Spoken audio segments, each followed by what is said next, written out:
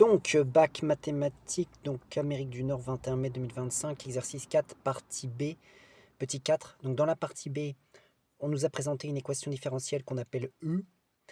Et dans le petit 3, on a vu que l'ensemble des solutions de cette équation différentielle, on nous l'a fait montrer, cette équation différentielle qui s'appelle E, et de la forme, ce qui est écrit ici, c'est-à-dire y égale k, e de moins x plus, entre parenthèses, x au carré plus 3x, e de moins x, on aurait pu factoriser par e de moins x, puisque e de moins x est en facteur commun, avec k, une constante qui peut être n'importe quelle valeur, donc en fait il y a une infinité de solutions.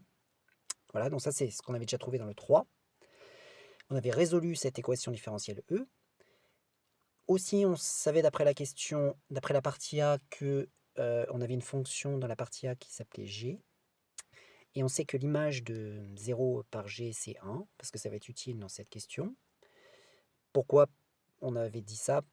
Parce que, en fait, on avait vu que il nous disait que le point 0,1 appartient à la courbe, et quand un point appartient à une courbe, son abscisse, enfin son ordonnée est l'image de l'abscisse. Et donc, dans la question 4, on nous demande de...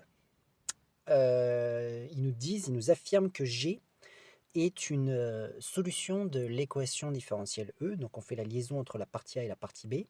G de la partie A est une solution de l'équation différentielle E dans la partie B. Voilà. On admet que G décrite dans la partie A est une solution de l'équation différentielle E. Et il nous demande de déterminer l'expression de la fonction G.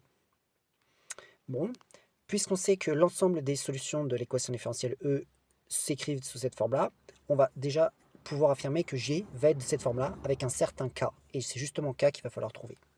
Donc, on va dire G est solution de E. Voilà. Donc, G de X égale K, E de moins X plus X au carré plus 3X, E de moins X, avec X, la variable qui appartient à R. Je suppose que G est défini sur R. Ça doit être indiqué dans l'énoncé. Mais le problème, c'est qu'il va falloir trouver K. Il ne faut pas s'arrêter là. C'est justement pour ça que j'ai bien mis cette information de la partie A qui dit que G de 0 est égal à 1. Donc on va mettre or G de 0 égale 1. Et donc G de 0 va être égal à KE de moins 0 plus, entre parenthèses, 0 au carré plus 3 fois 0, E de moins 0. Bah oui, parce que G, il a cette expression-là en fonction de X, donc je remplace X par 0. Et si je simplifie un peu, donc ça va faire E de 0. E de 0, on sait bien que ça donne 1.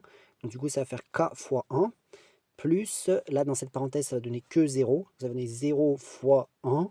Ça va donner 0, plus 0. Donc finalement, ça va être égal à K. Donc G de 0 est égal à K et G de 0 est égal à 1. Ce qui veut dire que K est égal à 1. On est bien d'accord. K est égal à 1. Voilà. Donc nous avons trouvé K. On va pouvoir maintenant réécrire proprement l'expression de la fonction G.